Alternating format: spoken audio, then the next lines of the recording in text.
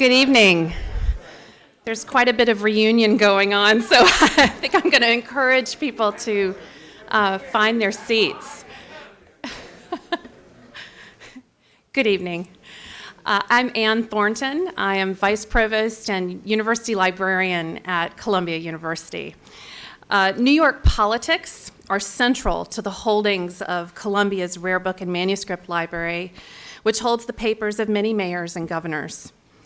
Mayors whose papers reside in the collection include John T. Hoffman, W.R. Grace, Abram Hewitt, and Seth Low. New York State governors are also well represented.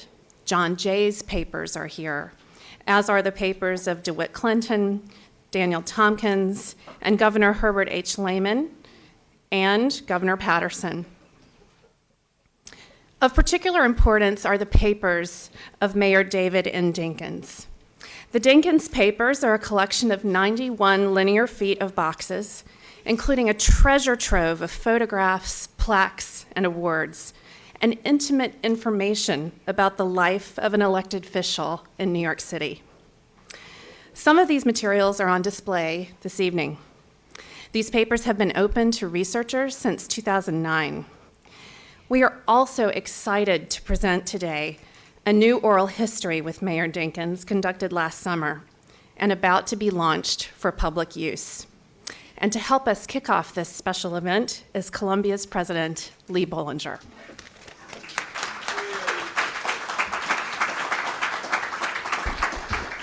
So thank you very much. My wife Jean and I are here to honor David and Joyce, and we'll just unfortunately have to leave after these remarks. We have trustees. I have trustees this weekend and other things.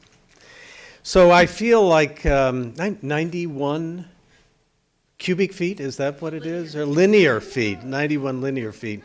So our goal, David, is to add another 100 linear feet of archives that you can hand over. I feel like saying, it's nice to have you here, David, but it's really nice to have Joyce here. So Joyce, thank you. And then I thought, what's the best way that we could honor David? And it would be to have my wife Jean here as well, who is, as you know, you always ask about and of course loves you. And love is the theme. I mean, there's really nothing more to say, I think, David. There's no point in going through all the accomplishments and everything. I mean, this is a love fest, and everybody in this room and so many people beyond feel this incredibly deep affection, as well, of course, as respect and admiration. But it's really the love for you that everybody feels. I mean, everything about you is great. Everybody loves the comments you make every time you see them. I mean, I like the one where you say to me, if I were rich, that's the kind of tie I would have, Yeah. And that's why I didn't wear a tie tonight, because I wanted to trip you up, see if you had another line that you could give me. So it's been an enormous privilege to be with David over these years. And of course, Manhattanville was a time when we were partners in a project that will transform the university, that will transform Upper Manhattan and Harlem and Manhattan and New York City. And we have so many wonderful memories, including the evening with Community Board 9. When we were together, and that was really, really something. And I remember there were chairs thrown, there was booing, there was interruptions, and so on. And then afterwards, as we went out, somebody from the community board said, "That was a great meeting." I mean, that was fantastic. And then the vote was like 31-2. Of course, against, and I felt like we won. Columbia has never gotten 2 votes from the community board, but there was a sense of responsibility that you have, and you had and have, and I feel towards the broader community that was reflected really in this project. And I want to say to you that the university will always have a sense of responsibility to the larger community because of your involvement, in part because of many reasons, but you've affected this institution in ways it needed to be affected, and we're really grateful to you for that. All the things that you have done here for students, I know students who have taken your courses and the people you bring in, all the conferences that you put on every year, I've been privileged to be part of them.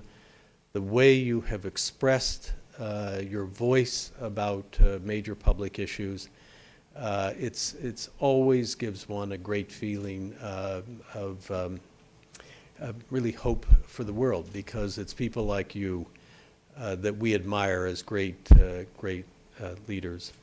So David, to have all of this in archives, all 91 linear feet of it and more is wonderful. And on behalf of the university, it's my great privilege to say thank you for being here, part of the university, and for giving us these archives. Thank you.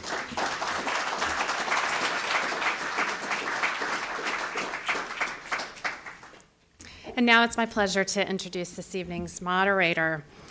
Ester R. Fuchs is Professor of Public Affairs and Political Science and Director of Urban and Social Policy Concentration and the United States Specialization at Columbia University's School of International and Public Affairs. She served as Special Advisor to the Mayor for Governance and Strategic Planning under New York City Mayor Michael R. Bloomberg from 2001 to 2005. She currently serves as Director of who'sontheballot.org, an online voter engagement initiative. Ester.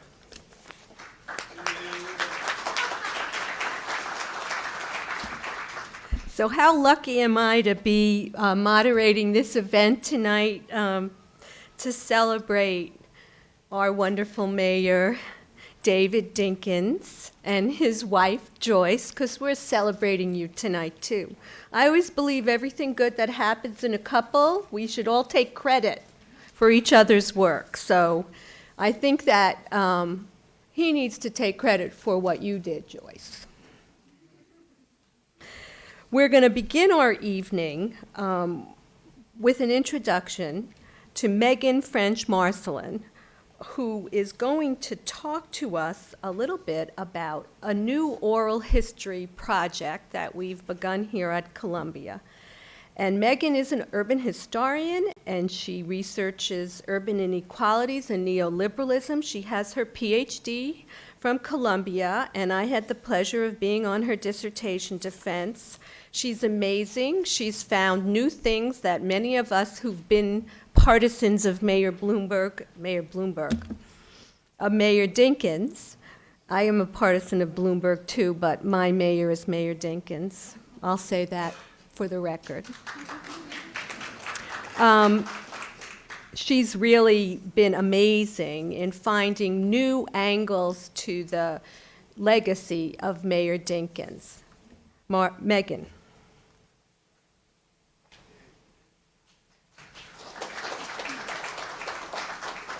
So thank you all for being here and sharing with me this little part of history. I think this interview is long overdue, and over the course of 6 incredibly hot days, we spent about 2 hours apiece talking through the life and the legacy, which is David N. Dinkins. And I will just say briefly that for people of my generation, we came to know David Dinkins through A Tribe Called Quest's line, Mr. Dinkins, will you please be my mayor?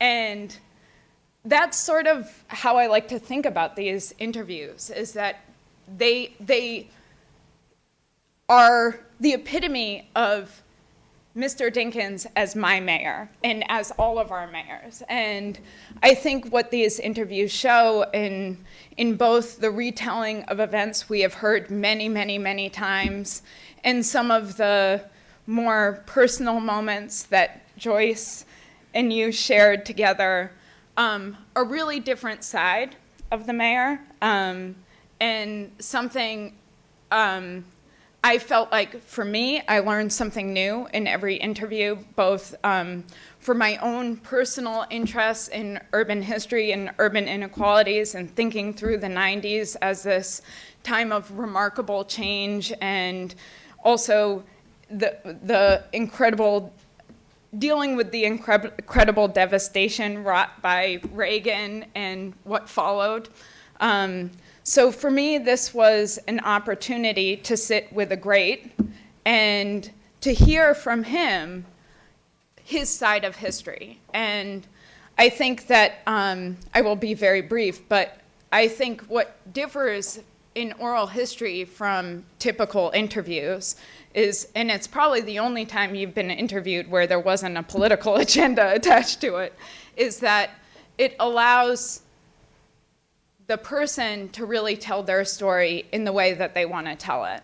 And having listened to these interviews 3 or 4 times a piece, I really believe that that's what we were able to accomplish in those 6 meetings, was your story in your lens. And so hopefully this is an honor and a tribute to you and your legacy.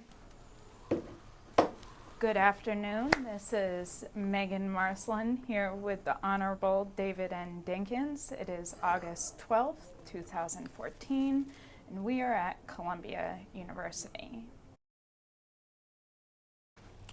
I say often that, and I perhaps have told you before, that being mayor of the city of New York, if you like public service and like people, it's the greatest job there is. Better than being mayor of any city anywhere in the world. Better than being governor of any state, including New York State. And the only job that's better is the one that Barack Obama has. But the way they've treated him lately, I'm not too sure about that. So he was absolutely amazing. And his birthday is July 18th. Mine is July 10th. So each year I'd send a message. Happy birthday, Madiba. When you are 109, I'll be 100. And we'll meet and toast one another. What an amazing man. And Joyce and I went to South Africa in '91 as his guests and the ANC. And thereafter, because of an involvement I had with I was on the advisory board of a group, a media group. And so each year we'd go, I would get to see him. And more often than not in Cape Town. And I came home and I told my wife I'd seen him. And she said, well, what did he say? He said, how's Joyce? She said, no, he didn't say that. I said, yes, he did. What a man. You will note, Paul Robeson and Mandela, my 2 biggest. I got a lot of heroes, young and old, but they lead the pack. But I say to my people, I do what they recommend 90-95% of the time, but they had to keep in mind that the Lincoln Rule obtains. Did I tell you about that? No. Well, Abe Lincoln would convene his cabinet, and he'd put a question. He'd take a vote.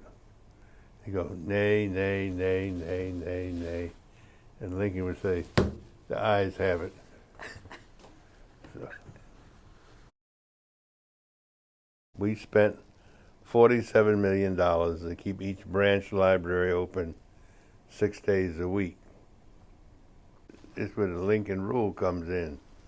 My staff, they were, by and large, they wanted to spend the money for other things. Not bad things, but just different things. And there was one fellow, Harvey Robbins. He said, "Mr. Mayor, you can do it. You can do it." And we did it. And today, you won't find many people who are aware of that. See, the idea, for some of us at least, was that libraries, of course, are important for the obvious reason. But for many in the minority community, it's one of the few places they can go in the winter that's warm, and in the summer when it's cool. I don't know whether the idea first came out of one of our speeches or what, but we said instead that New York is a gorgeous mosaic. We have as many separate ethnic identities, or almost as many, as the United Nations has member nations. They speak over 100 languages in Queens. We're not a melting pot. We're a gorgeous mosaic, which is part of the richness of our city.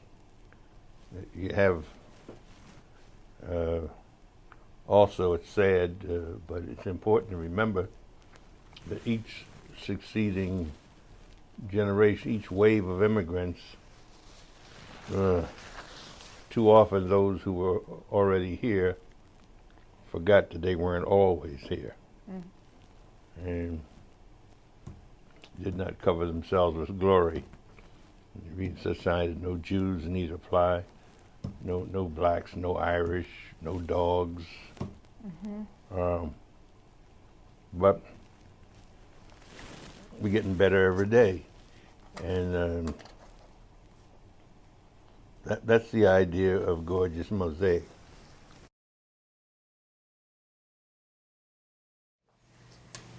Thank you, Mayor Dinkins, and thank you, Megan. That was really extraordinary. It's my pleasure to call up our panel now. Alondra Nelson, Carl Weisbrod, and Mayor Dinkins. Please come and join me, and I will do a brief introduction of each of you and then ask questions. Where do you want us to sit? Mayor, would you sit at the end? And then Alondra, and then Carl. So I just want to do a brief introduction of our panelists, and this obviously is not going to cover the gamut of all of Mayor Dinkins' career and everything he's done in his years of public service, where he's really served the nation, the state of New York, and the city, and really everyone around the globe, where he's championed democracy, equal opportunity, tolerance, and civility. The breadth and the depth of Mayor Dinkins' career is really quite extraordinary, but I think we've put together a very interesting panel, which of course includes the mayor himself. First, I'd like to introduce you to Alondra Nelson, who is a professor of sociology and gender studies and dean of social sciences here at Columbia University, where she also served as the director of the Institute for Research on Women, Gender, and Sexuality. Before coming to Columbia, she was faculty at Yale University, where she received their Excellence in Teaching Award. And she is the author of an award-winning book, Body and Soul, The Black Panther Party and the Fight Against Medical Discrimination, and many, many other articles and chapters and edited volumes. But she's also coming out with a book, which I hope we all get to celebrate in January, The Social Life of DNA, Race, Reparations, and Reconciliation After the Genome. And I want to personally, and I hope everybody else will, welcome Dean Alondra Nelson as part of Mayor Dinkins' extended Columbia family. He's certainly embraced her, and she's been so wonderful to him here at Columbia. Next, I'd like to introduce you to many of you know him, so we'll try and make it brief. Carl Weisbrod, who's currently our director of the New York City Department of City Planning, appointed by Mayor de Blasio, all of you know, who served in the Dinkins administration and met his wife there as well. So owes probably his entire life and career to you, Mayor Dinkins. Carl Weisbrod is, to me, one of the extraordinary public servants of New York. Not only is he currently working in the de Blasio administration, but he is the key developer and implementer of the city's Housing New York program, which is Mayor de Blasio's affordable housing initiative and will be one of the signature initiatives of this mayor. And part of that initiative is a proposal for mandatory inclusionary housing. And this is the most rigorous zoning requirement for affordable housing of any major city in the country right now. Carl's, had a checkered career. He has worked in the private sector, but we know when he's there, he's always had his heart in public service. And most of you in this room know him from when he was serving in Mayor Dinkins' administration as the founding president of the New York City Economic Development Corporation. Again, one of Mayor Dinkins' legacies that many don't even know, that under Mayor Dinkins, the New York City created this important agency, the New York City Economic Development Corporation, and Carl ran it. He also was involved in negotiating that famous USTA 99-year lease at Flushing Meadow, Corona Park, the most lucrative deal any city ever did with to do a sports stadium. Extraordinary. And I have to say one last thing about Carl. When I talk to students about what it means to be in public service and be an effective public service, I talk about Carl Weisbrod and his career. He has truly been a gift to New York City, and we're really thrilled that you could be with us tonight. So I'm really not going to spend too much time introducing the 106th mayor of the city of New York. As I said, this is really a celebration for him tonight. All of you are here because you know his legacy, you understand his legacy. It's also up to all of us to make sure the rest of the world knows and understands Mayor Dinkins' legacy. You truly have been and continue to be not just a light to the students at Columbia University, but what we like to say, a light unto the nations. You are an amazing person, and I think all of us here are so lucky to have you teaching young people what it means to be truly a public servant and truly giving your life over to the public good. Thank you, Mayor Dinkins. Thank you for being here. Thank you. Thank you. All right, well, let's get down to the business at hand. And for me, this is, a labor of love, too. I think the president really did put his finger on how all of us feel about you. So my first question is going to be tonight for Dean Nelson, for Alondra. Many people, as I said earlier, think about Mayor Dinkins in terms of his contribution to our hometown, to New York City. But what I'd like you to do tonight, Alondra, is really give us the big picture. Mm-hmm. Mayor Dinkins, of course, was the first African-American mayor of New York City, no small feat, as we know. But he is an important historical figure in 20th century American history, whether it's during World War II and his service in the Marines, during the Civil Rights Movement in the Democratic Party. I could go on. So could you tell us about this important part of his legacy? Yes. I gave you the hard question tonight. I will try to provide context, and humbly so, and the presence of the mayor. But I wanted to first thank you for arranging this, and and thank you for the honor of being here and being invited to be here. It's always a pleasure to be in the company of the mayor. And also, I wanted to send greetings to the Dinkins administration diaspora, which is clearly here and in full effect. It's a really beautiful thing to see, and I'm glad I got to join at the end as an honorary member. So I guess I wanted to just kind of make two bigger observations, and then we can continue the conversation about the mayor's legacy. I mean, certainly the first is that we know that we'd always had African American mayors of towns and cities throughout the United States in the history of the United States. But that 1966 becomes this moment, this flowering moment, where we have African American mayors in Ohio and Gary, Indiana, and Flint, Michigan, and this becomes a sort of flowering that comes out of the passage of the Civil Rights Act of 1964 and the Voting Rights Act of 1965 that begins to slowly dismantle the full disenfranchisement of African Americans from the political process.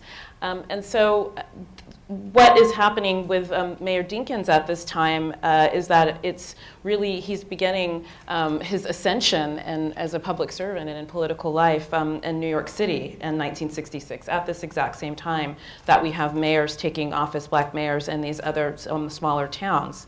So he's elected as a New York State Assemblyman in 1966, and he helps to create the Search for Education, Elevation, and Knowledge program, which provides grants for education to low-income students.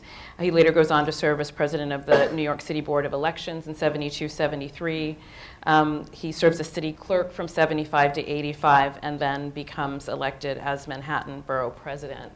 So in the course of, as we go from the 60s to 89 when he's elected as the 106th mayor, there's a lot of opening up happening in American political life and elected political life, and the mayors participating on this. But I think we need to be frank and see and understand that the New York City stage is a much bigger stage. This is a global city. So as important as it was for mayors to be elected in 1966 in Flint and Gary, the election of Mayor Dinkins in 1989, some 2 decades later, was both significant as part of the long tail of that flowering and opening up of black political power, both in elected office and at the polls.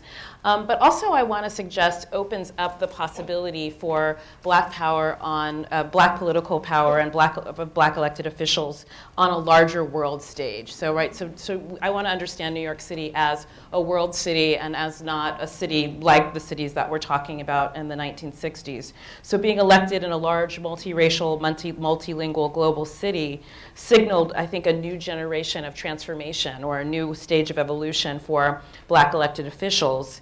And on, as I said, these bigger national stages. And so we might think of Mayor Dinkins' election as mayor of New York City as being part of not this long tail of mayors, but moreover, the election of Carol Moseley Braun and then Barack Obama as the senators of Illinois, and other sorts of black politicians taking large stage in this regard. So we might think of another way of putting it as Mayor Dinkins' election as part of the kind of compounding legacy of these earlier mayors, but on a bigger stage and with a citizenry of millions instead of tens of thousands or hundreds of thousands. And I want to sort of, I guess my last few comments sort of talk about Mayor Dinkins as in some ways prefiguring, I think, both the success and the complications that came with the Obama presidency in ways I think that we should really think about. And I hope that scholars will think about. Certainly for me personally, as a college student in San Diego, the sort of emotion of seeing footage of Mayor Dinkins being elected to mayor here in New York City didn't feel unlike the emotion of seeing Barack Obama elected to office in 2007. They're very similar, I think, important kind of historical political moments. And I think that his election and his incredible term as mayor, which I think we'll talk about some of these accomplishments for sure, but really sort of also suggests the challenges, and I'm thinking about that face Black leaders in particular, a kind of betwixt and between. Issues around Black loyalty, issues around, who are you signaling your service to, issues around the challenge to authority that I think women leaders and Black leaders sort of are exposed to in a particular way that other elected officials may not be privy to, and of course attempts to overshadow the significant accomplishments of the work of an extraordinary reign as mayor, with the financial successes and also, excuse me, your tremendous dedication to city issues. So I guess in closing, I'm trying to suggest that that Mayor Dinkins' legacy is not, it extends this sort of earlier work of early mayors in the 1960s that, and beginning in 66, that is an outgrowth of the electoral successes of, and the litigation successes of the civil rights movement, and also indeed the emergence of the Black Power movement, but also really prefigures and shapes what would become the Obama presidency.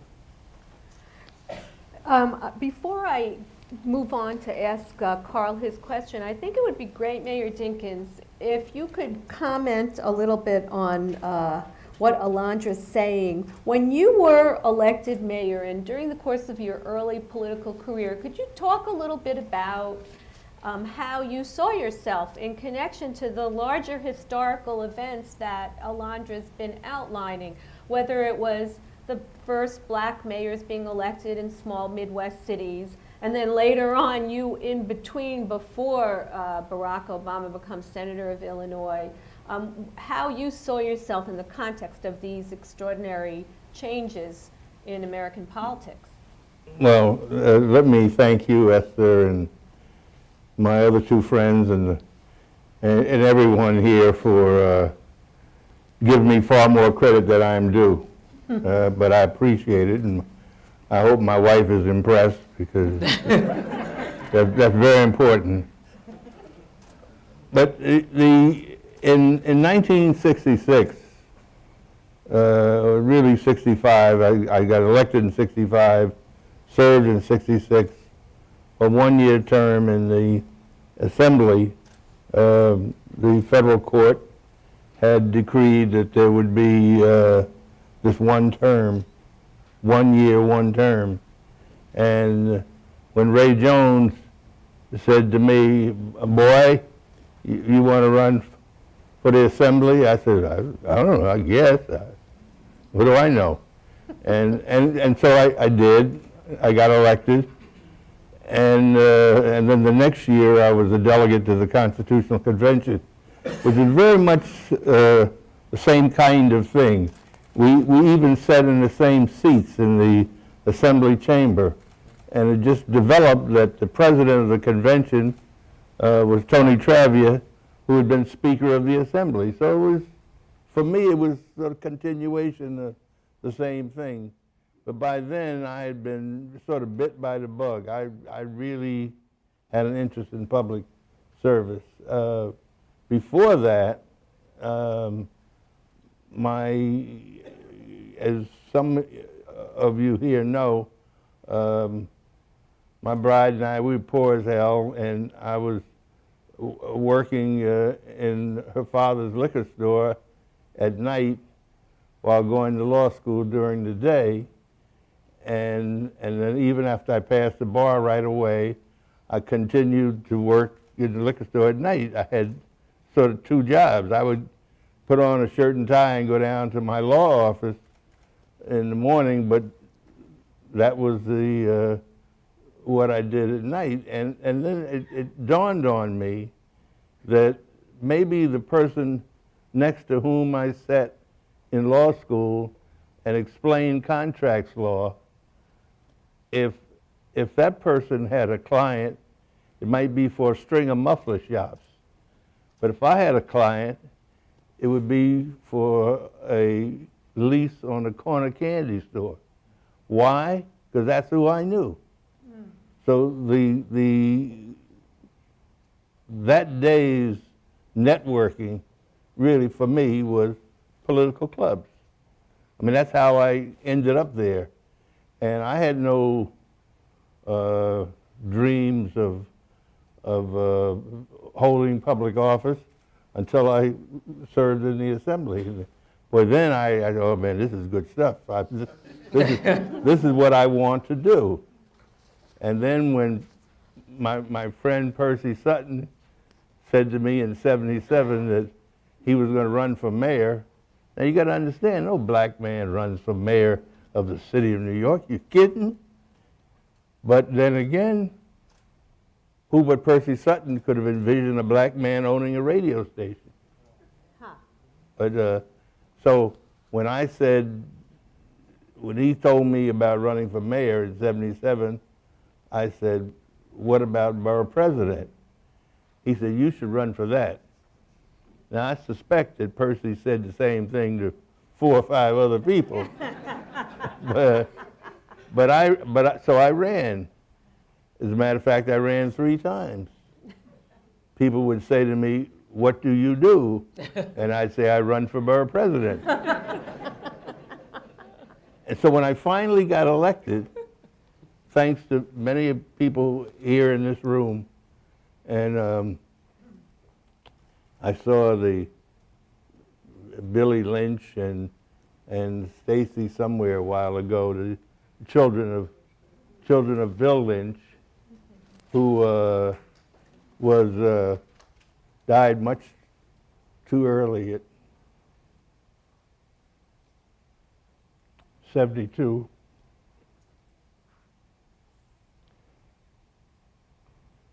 But many of you here were brought to me by Bill Lynch. And so we thought we could do some things. And so now here I am, borough president of Manhattan, and in those days they had the Board of Estimate, which this audience knows really gave the power to the borough presidency, even though the court had ruled that there would be none after June 30th, 1990. But up until then, you had a vote on the budget, you had major contracts and things of that sort. So you really had some power, and I loved it. And so then those of us who had supported my friend Ed Koch in a runoff against Mario Cuomo, we became dissatisfied with Ed, who had been a very liberal, progressive member of the Democratic Party, of the City Council, and the Congress, but he seemed to us, at least, to move more and more to the right, and so we were looking for somebody to run against him. Now, here I am, borough president of Manhattan, and Howie Golden wouldn't agree, but I thought that it doesn't get better than being borough president of Manhattan. Brooklyn, that's nice, but I mean, Manhattan, you got Wall Street and Madison Avenue, the Apollo Theater, and on and on. I mean, what's better than being borough president of Manhattan? And so I never know how to express this so it doesn't sound like I'm trying to say I was drafted to run for mayor. But anyway, with my wife's permission, I decided to go. Now, you got to understand, I run 3 times for Manhattan Borough President and lost twice. Now, if I fail to get elected mayor, I have 0. After all of this effort and all the work that Barbara Fife has done, and all of you folks here who helped me, Herb, I mean, and you say, is he crazy? What is this? And then to make matters worse, my opponents were Ed Koch, the incumbent, Dick Ravage, who had done a wonderful job as the head of the MTA with their capital program, and Jay Golden, who was I'd say, the most articulate person I've ever encountered on municipal government. He is very, very sharp. In addition to which, each of the three was Jewish. And you got to get 40% to avoid a runoff.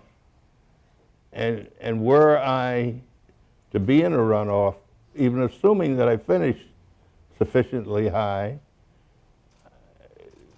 the odds are that I would lose. That was the conventional wisdom. Well, we got 51%. So over the top. As they say, the rest is history. So that's a good segue for me to bring Carl into the discussion at the beginning of your mayoral administration. So because you have such an expansive view of New York City's, both its politics, its governance, and certainly its policy, and I think you probably understand the transformation of New York from the fiscal crisis period of 1975 better than almost anybody that I know. And I know you have a lot of stories about the mayor, and you have a lot of stories about the administration, and we want to hear some of those. But I'm going to ask you to also do a big picture, historical context, big picture in the sense we're focusing on Mayor Dinkins' administration. What kinds of problems did you all face when in 1990, people really forget about this, when Mayor Dinkins took office, and what do you see as his greatest contribution to the economic revitalization of the city? Because that isn't always focused on, and I think you have the best perspective on this. Well, first let me say I'm also Dean Nelson and everyone here just honored to be here, and I'm sort of here as a I guess a representative of so many people and colleagues and friends from the Dinkins administration, and any number of which could be up here instead of me. And I do want to acknowledge there was two deputy mayors, former deputy mayors, Norman Steitzel and Barbara Fife, who are here, and my current colleague in government, Ken Knuckles, who's vice chairman of the Planning Commission and also served in the Dinkins administration, and so many people who did so. I think that when you first think of the legacies of the Dinkins administration, you do recognize that Mayor Dinkins really started the reduction in crime, for which really led to the revitalization and rejuvenation of New York City and the city we have today, and also recognized for his extraordinary accomplishments in education, particularly starting the Beacon School program, and as Dean Nelson noted, really as the first African-American mayor of New York City will always be a major figure in New York City government, and provided a grace and dignity to the office that has rarely been there, really. But I think it's important to remember that in 1990, the city was in when Mayor Dinkins took office, was in one of the most severe economic recessions the city had ever faced, and certainly the most severe since the New York City fiscal crisis in the mid-'70s, and frankly, the most severe we have faced since the fiscal crisis of the 1970s. We had a brief blip after the 9/11 attacks, but we were in many respects totally bailed out from Washington with a $20+ billion grant from the federal government, something that was inconceivable in early 1990. We had a brief blip in the general financial meltdown in 2008, from which, because of the Washington bailout of the banks, benefited New York enormously and injected hundreds of billions of dollars into New York's economy. So we recovered from that very, very quickly. But we didn't have that help in the early 1990s when we faced the financial crisis of that time. And to me, certainly as someone who served in the Dinkins administration and had to, as all of us did, had to manage an era of constrained and reduced resources, and did it by preserving the values that Mayor Dinkins brought into office. I mean, he talked about libraries earlier. We saw it with education. And we certainly saw it with an emphasis on maintaining and enhancing the police force. At a time when the city's economy was shrinking and the city's budget was shrinking, in many ways is an unsung but critical part of the Dinkins legacy. And doing it under the constraints the right constraints imposed by the outcome of the fiscal crisis, which was New York City had to have a balanced budget. And Norman Seisel can speak to this a lot better than I can, but the reality is that was managed in a very, very not only disciplined way, but in a way that preserved the values that Mayor Dinkins brought into office. And there's another piece of this that's worth noting, which is there was a great fear in the early 1990s that New York City would lose its tax base, that companies would constantly be moving out of the city because of the constraints of the city, not only because of the fiscal conditions of the city at the time, but also because the nature of companies at that time was, we don't need to be in a city. We can be in a suburban setting. We can move to Stanford. We can move to Plano, Texas. We can move wherever. It's only recently in the last 20 years or so that cities have become the place to be, as opposed for companies the place to avoid. And the reason it's become the place to be is because companies now recognize you have to be where the talent is, not the talent going to where the companies are. So what really happened in Mayor Dinkins' administration is not only that the city's finances were managed while maintaining the values of the city, but the city's tax base was preserved. I don't think any major company of any significance actually left the city. Mayor Dinkins, I just note one anecdote without mentioning the company, although he may want to do it, was threatening to leave the city, a very, very, very important company, threatened to leave the city, and Mayor Dinkins convened a meeting of all the luminaries in the city, a very important company here, including at the time the Cardinal, the chairman of the Senate Finance Committee, who was then Brett Moynihan.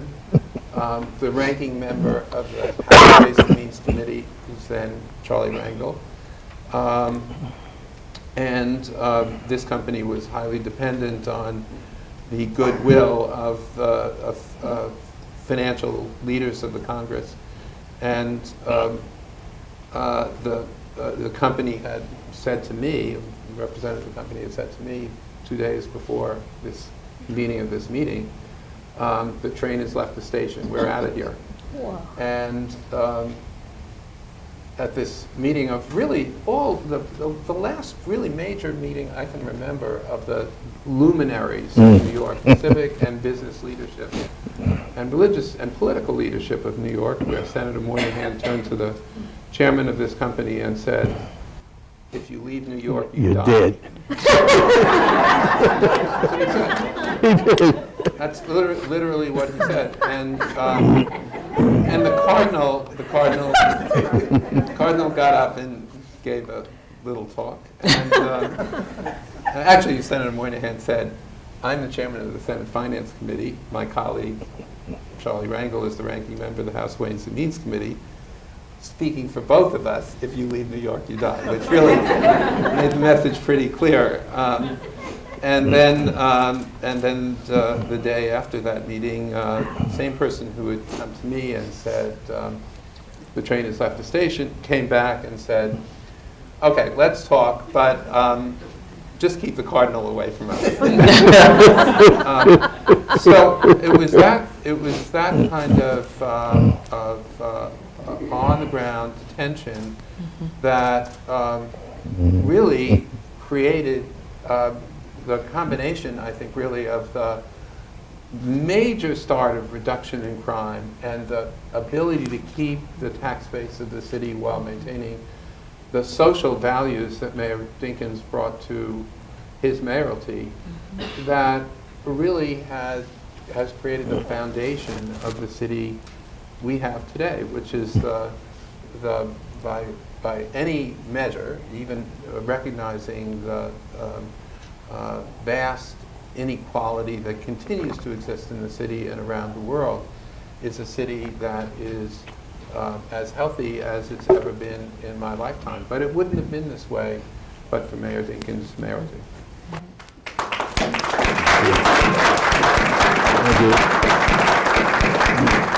This is really important, and I'd like Mayor Dinkins to chime in briefly now on this issue, but specifically because the story that Carl tells, people are not aware of this aspect of your legacy, but they are getting increasingly aware now, I think. Could you tell us from your perspective, what do you think historians are getting wrong and what are they getting right about your legacy? Is this an opportunity for us to correct the record? We're here at an event about your archives and your legacy, and I think you should have this opportunity to speak to that issue. Well, thank you all. Carl, thanks so much. And not everybody remembers that meeting, but he did say you leave New York, you're dead. But the thing is, what was that? What was the company? Well, that's not important. But It's going to be on one of those tapes that we only get to hear in 100 years. But what I hope people will understand and appreciate, and I say to the students that I'm privileged to speak to each week, that nobody gets anywhere alone. Everybody stands on somebody's shoulders. And I look around this room, and it's difficult for me to look at a face and not attach to that face some memory of some of the wonderful things they did. Norman Seisel was the first deputy mayor. No small job.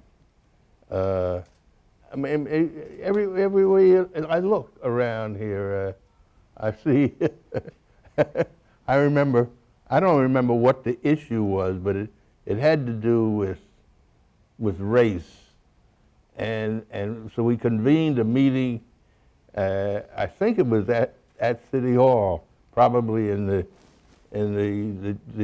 Board of Estimate Chamber, or what used to be called the Board of Estimate Chamber. And so people from, clergy from all stripes, they were mosques and represented, as were Jewish community. Everybody was there. And so everybody spoke and had some concept of what we ought to do. And almost the last person to speak was Jim Forbes, who got up and he said, "There's a virus." So he and I kid each other to this day. There's a virus. He said, there are people spreading this virus that don't even know they have it, and they're spreading this virus. But a lot of good came out of that meeting. I can think of some of the very difficult times we had. I'm sorry Milt Marcelin isn't here. Milt is older than I am, and that's old. And he comes and lectures for me. He was here last week, and talking about the what we did, what he did really in Albany to get the monies that permitted us to hire more police and whatnot. Now, in that session last week, there was also George Daniels, who's a federal judge. And it's a long story I love to tell about why federal judges are called a heavy judge, but anyway, I'll tell you that another time. But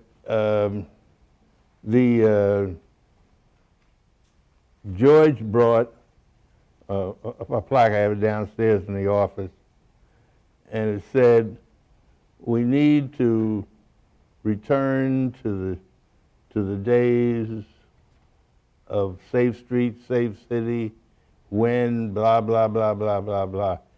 And so George read that and he asked me and asked the class, who do you think said that? So I said, Bratton? You know, I know. You know who said it? Pat Lynch, the head of the PBA. Yeah. So, so I got it in a frame now. But the main point I want to make is that we got things done because I had the good fortune of having a lot of wonderful, wonderful people, some of whom worked in the administration, some of whom worked when I was borough president and then continued. And where's Maxine Griffiths? She must be here somewhere. She was here. She's here. Max is now, I think, titled as the executive vice president to the president of Columbia. And she too is an architect, a brilliant woman. And Bill Lynch, when I was Manhattan Borough President, he said, we need Max. I said, who the hell is Max? And so I call her now my Max. Right. But we have, I'm telling you, I saw Herbie Block here a while ago. I don't know whether he's still with us, but and he's one of my children I raised from age 13 or 14. And the other day, I was privileged to read the governmental prayer at the bar mitzvah of one of his sons. I said, boy, look at the time has passed. But I hesitate to pick you guys out because there were so many, and the whole world knows Arnie Segarra. Hey, Joey. But Arnie is, you know how they say how the Secret Service will take a bullet for the president? That's my Secret Service. Arnie, oh.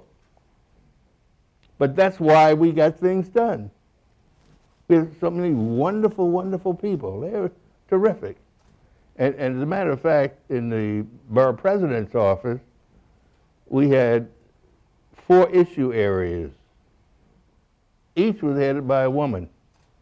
Not because we thought it would look good, but damn it, we're the smartest. Oh, no. Nancy Waxstein, oh, they were. But this is what I had the good fortune of having. And I got the credit, but they did the work. We want to give a chance for people to ask some questions. So while we're getting that mic teed up for questions, I just want to give our panelists one more opportunity to talk about what they think your most important accomplishments were. That's a hard question, but and both Alondra and Carl have different perspectives, and so I think this has been really valuable. So Alondra, I'm going to ask you to just comment on that, and then you, Carl, okay? Sure. I guess I first want to say I've been so struck by Chairman Weisbrod's comments and about thinking about what Mayor Dinkins saying about what the administration did. And I want to really task the students that are here with working to help us understand the ways in which all of these accomplishments, and particularly accomplishments that are so central to the success of the city today, have been not articulated in a way that it should be. And I think in part because, as I suggested earlier, it will have everything to do with how the Obama administration, I think, is remembered. It's there's some similar things at play, I think. But also because I think we just need to understand that as a kind of working of political ideology that we don't think about because it's kind of stealth. So for me, the legacy, I think in part because I work on, among other things, healthcare, one of the legacies I would want us to remember is the virus, and is the work that the Dinkins administration did around homelessness, around needle exchange programs, around when few people were doing, and certainly few municipalities were doing anything around setting up programs to deal with HIV/AIDS. And I was particularly struck by this because in recent days, because of this revelation of these Reagan tapes, these audio tapes about, just how much that administration, Reagan as a politician wanted to do nothing about HIV/AIDS, and in fact was willing to not only engage in benign neglect, but sort of active neglect of it. And sort of in this political moment, if the options were sort of explicit neglect or to ignore it, or to, I think for a smaller group of people, do something sort of visionary and activist around HIV/AIDS, I would want that to be certainly remembered as part of the work of Dinkins and the administration. Before you go on, I wanted to thank you for that and for remembering that. But there is an example. My people said to me, we think you ought to have needle exchange. I said, wait a minute. You mean clean needles given to drug addicts? And they said, yeah. I said, you got to be kidding. I said, first of all, I'm not too big on methadone. And they said, sit down and listen. But some of the people who worked in our administration and others who did not but were advisors, like Deborah Fraser House, they made the argument to me that, first of all, it would decrease the spread of AIDS because you wouldn't be using contaminated needles. That couldn't quarrel with that. That's a good thing. And moreover, a certain percentage of people would learn about some of the drug programs and maybe get off of drugs. Maybe 1%, maybe 0.1%. But whatever the hell you do is better than what we got now. So when they got through arguing, I said, you got me. And we did it. And we today get, in some quarters, like you, we get some credit for that. But that's an excellent example of where people said to me, listen. And I listened because I respected them and I loved them, and they were right. They were right. Forgive me, but I just wanted to. No, that's not at all. Very important. I'm going to ask Carl now to respond to this same question about the mayor's accomplishments. Well, I'm going to be very quick. I think that we're in a time now where the public hostility to government is really profound.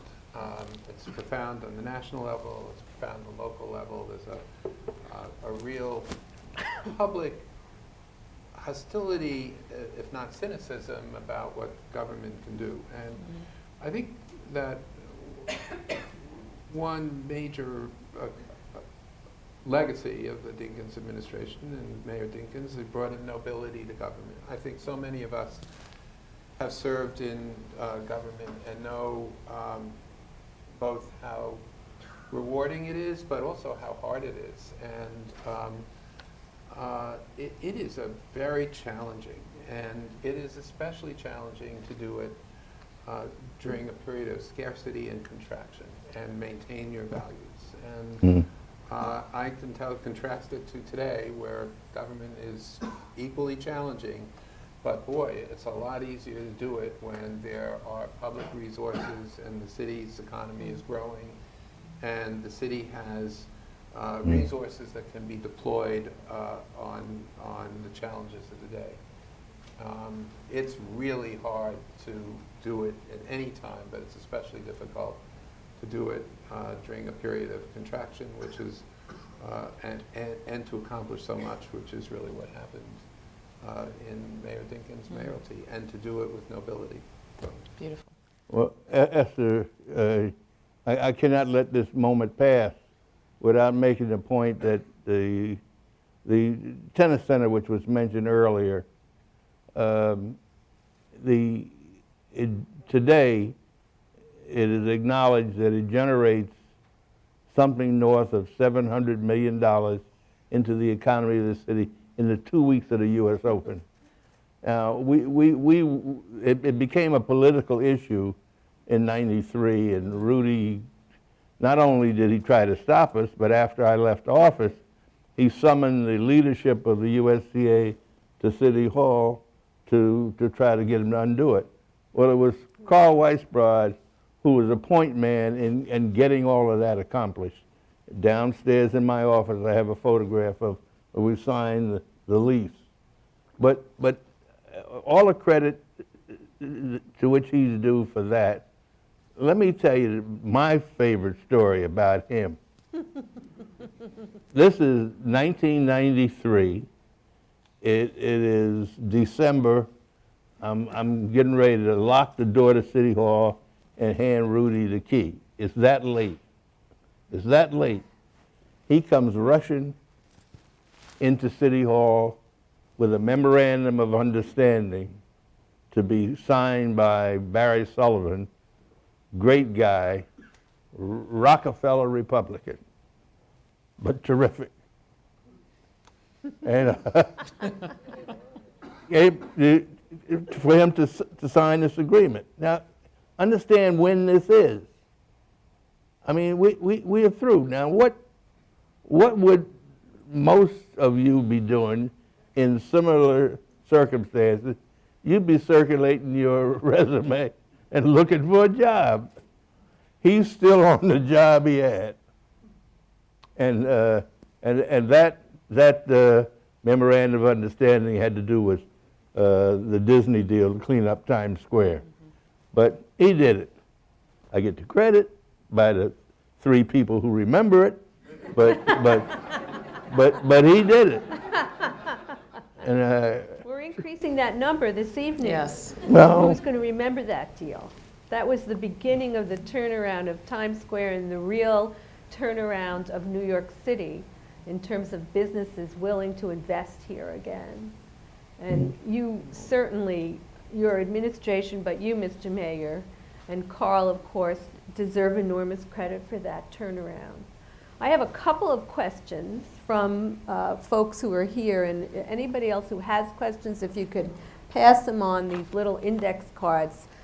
This is just to keep the time moving. I'm reading the questions. So somebody in this audience would like all of you to comment on the current state of things, specifically a political question around the rescission of the Voting Rights Acts and resurgence of overt racism, especially in the use of racist violence. What do you see as the path forward? I think that's a question for you, Mr. Mayor. what did I see as the path forward from where we now are? Yes. Well, I think that increasingly people are beginning to understand that how important it is to participate in the process. I am privileged to be a member of the board of the Andrew Goodman Foundation. You know, Goodman, Cheney, and Schwerner, who went south to Mississippi and were killed and buried in a shallow Mississippi grave. Well, We have his foundation started by Andrew's mother, Carolyn, who's now dead, but the foundation continues under her other son, David. Good name, David. And I think that that kind of effort is so important. We need to remember, I can recall, and most of you I'm sure can, remember we used to put card tables out on the street corners to get people to register to vote, and you would argue with them. The usual language would be, I don't have a job now, and no matter who gets elected, I won't have a job later, so why in the hell should I vote? And so you would reason with them and argue, and on occasion I'd get angry. And I'd say, damn it, people died for you to get the right to vote, as indeed they did. Harry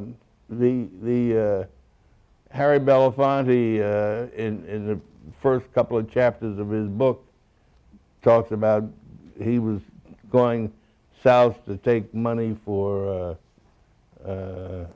bail money for what they called Freedom Riders, and he talked Sidney Poitier into accompanying him, and when they got there was a pitch of night and the Ku Klux Klan and torches and guns and whatnot.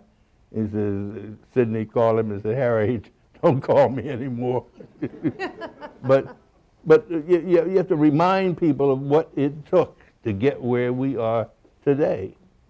Because I think our country is backward anyway.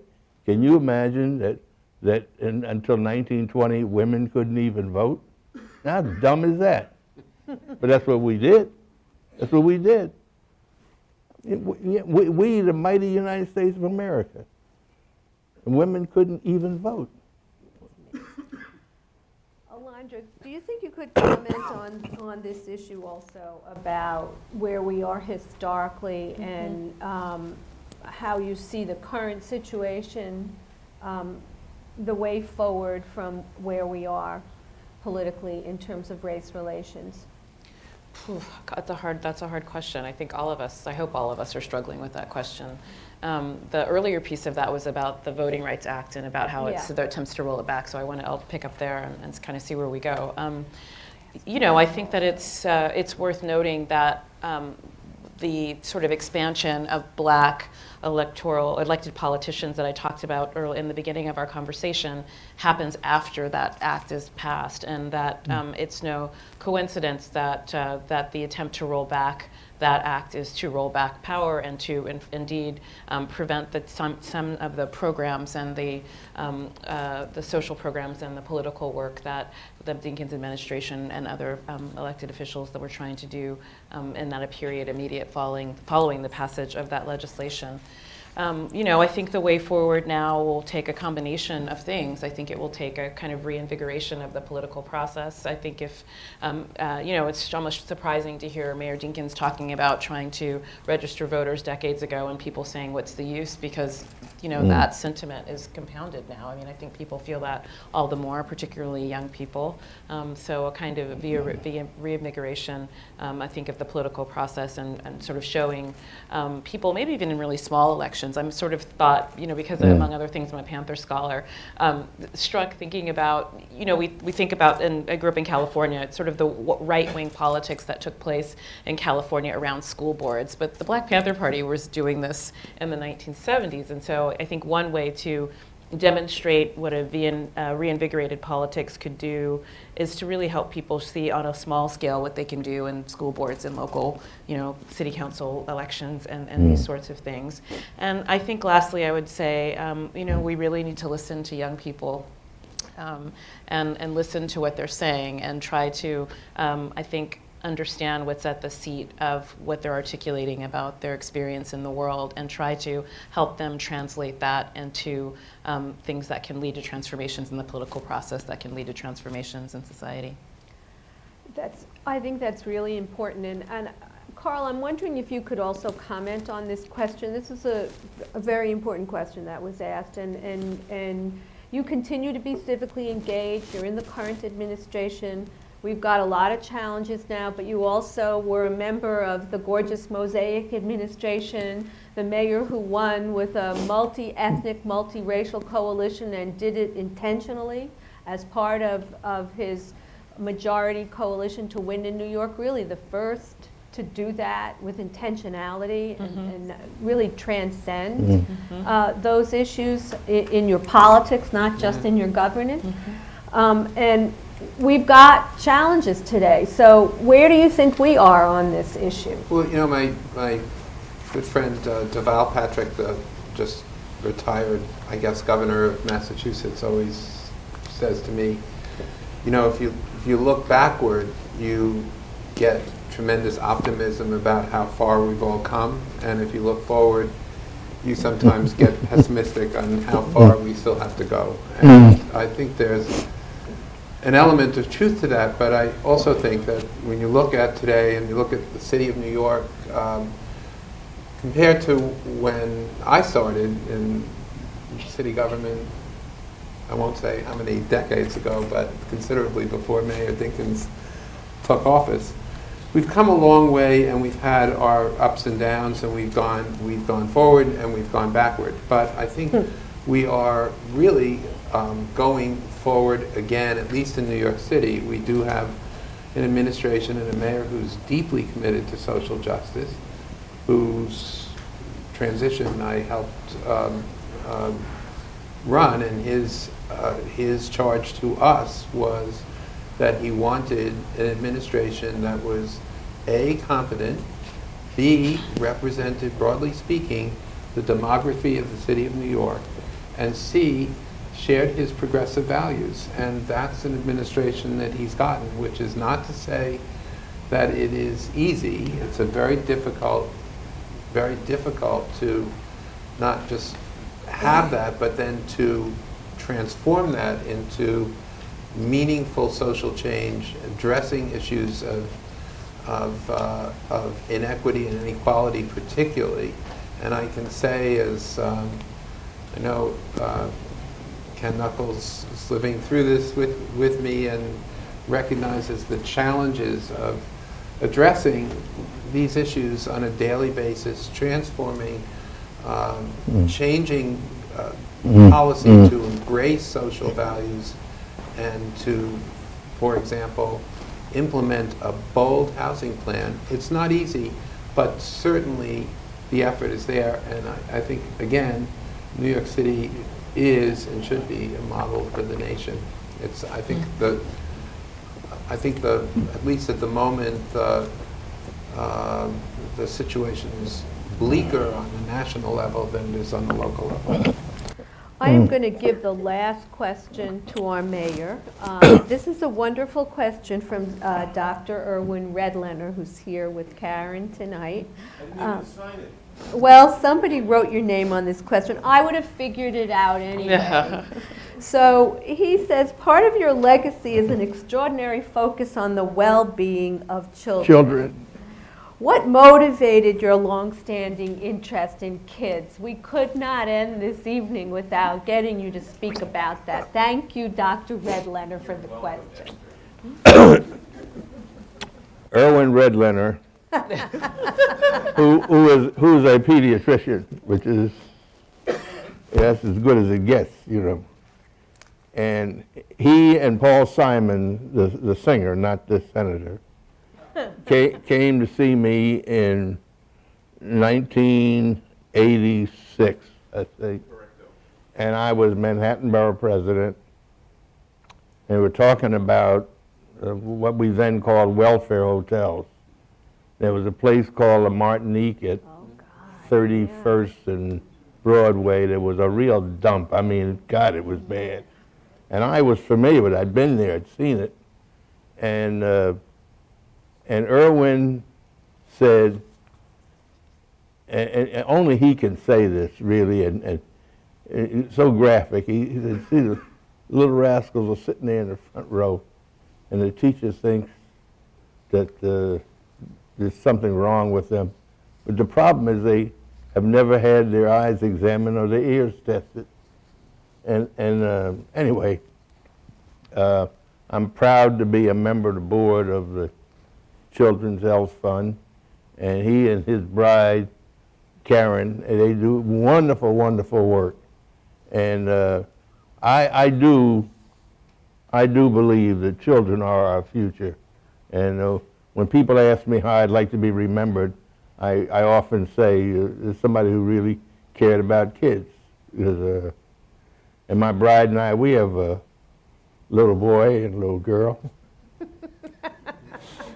61 and 58. You know, him daddy little fella. But you can't, you gotta love. See, if somebody doesn't want to be a parent, that's okay. But if somebody doesn't like children, there's something wrong with them.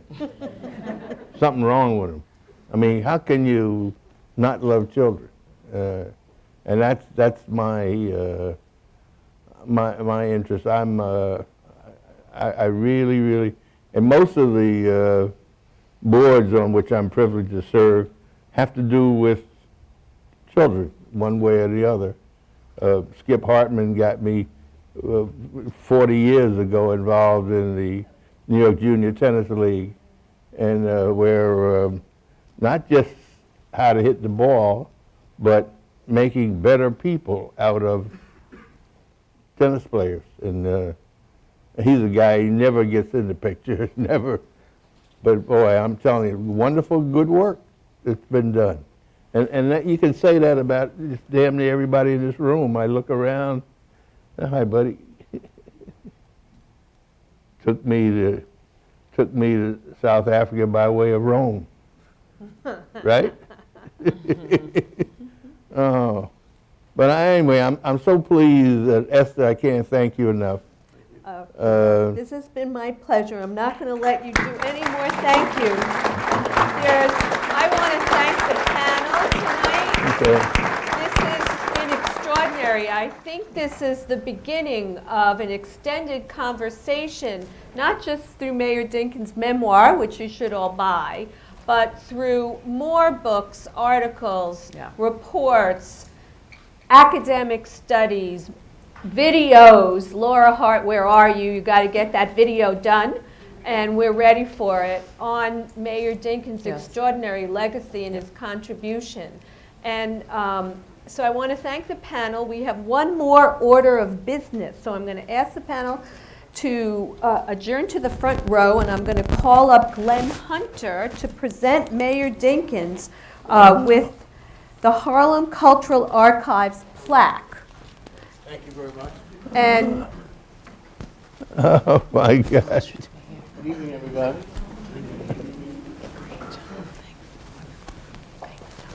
I'm trying to keep it short, but anyway, thank you, Linda, for allowing us to present this to the mayor. I'm the co-founder of the Harlem Cultural Archives Historical Society. And the Honorable Mayor was our first Harlem Legacy awardee in 2008. And he's been a supporter of ours forever. We wanted to present this to him in recognition of something that happened previously. And if I can read it, it says, the Harlem Cultural Archives congratulates our mayor for the newly named David N. Dinkins Municipal Building in recognition of his numerous accomplishments and legacy of public service. Thank you, buddy. That's very nice.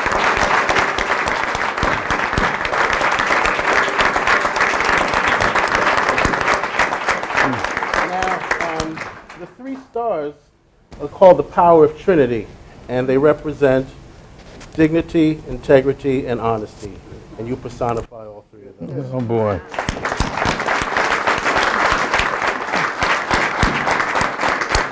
Congratulations on your archives, the David and Well, Archive. thank you. This gives me an opportunity to further thank Mayor de Blasio, who said to me that they wanted to name the building, municipal building, for me. And I told him I'd be happy with a lamppost,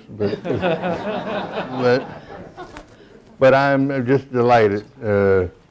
And my wife is even impressed with that one. Do we have a little what we're going to do now repass? Yes. I mean, you ought to get, I'm ready for a drink. I Thank you, think buddy. what we have to do now is basically let everybody go to the cocktail reception. But before we do that, we have to say thank you to the people who organized this evening. Yes. Which include Ann Thornton, where are you, from the libraries, who's the new head of the Columbia Library. Amazing. And Ty Jones from the archives, who's been incredible. And of course, where is our Linda Hamilton? Amazing. And Joanne Crawford and Kevin Gully, all who helped to put this evening together. But our greatest thanks to Mayor Dinkins for allowing us into your family, Joyce for sharing Mayor Dinkins with all of us, and to all of you for coming this evening. This is an extraordinary milestone. I hope everybody comes to the archives, uses the archives, writes something amazing, or does a video, or whatever you do, and share it with your friends. Have a great evening. Thank you. All right.